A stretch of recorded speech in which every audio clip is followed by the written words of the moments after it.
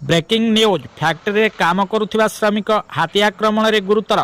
Factory रे काम करुथिबा श्रमिक को हाथीर मरणात्मक आक्रमण।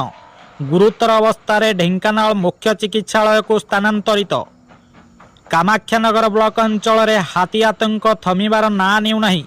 आज सकाळे एक अभावनीय घटनाक्रम फैक्ट्री रे काम करुथिबा जणे श्रमिक हाथी आक्रमणर शिकार होई गुरुतर आहत होइचंती। घटनाटी घटी कामाख्यानगर ब्लॉक अंतर्गत अँलाबेरेणी फरेस्ट सेक्शन खटुआहता इटा फैक्ट्री निकटरे।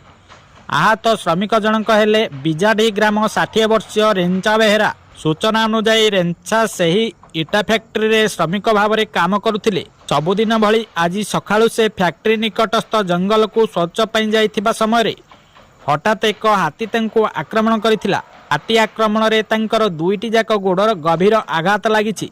स्थानीय लोके तांको तुरंत उद्धार करी प्रथमे अँलाबेरेणी मेडिकल रे भर्ती करथिले, किंतु अवस्था गुरुतर थिबारु तांको अधिक चिकित्सा पई ढेंकानाल मुख्य चिकित्सालय को स्थानांतर करा जायछि। उल्लेखयोग्य गत किछि दिन हेला एही अंचल रे हाथींकर उपद्रव लागि रहिछि, जाहाकु नै स्थानीय बासिंदा एवं श्रमिक माने भयभीत अवस्था रे अछंती।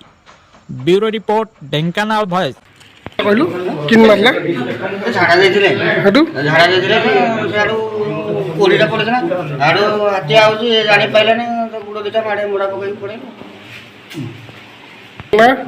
हां अच्छा बे बिजाडी